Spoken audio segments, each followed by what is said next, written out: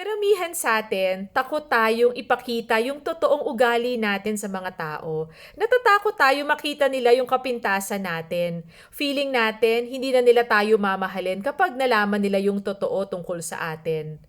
Pwedeng totoo ito sa relasyon sa tao, pero hindi sa Panginoon. God is a God of forgiveness. He knows you perfectly and still loves you perfectly.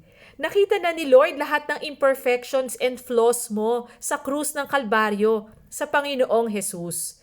Our sins and ugliness do not turn Him off. So wag tayong mahiya.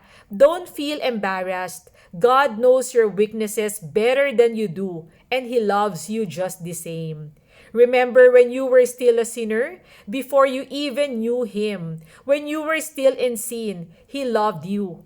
How much more today when you have already been cleansed and washed by the blood of Jesus?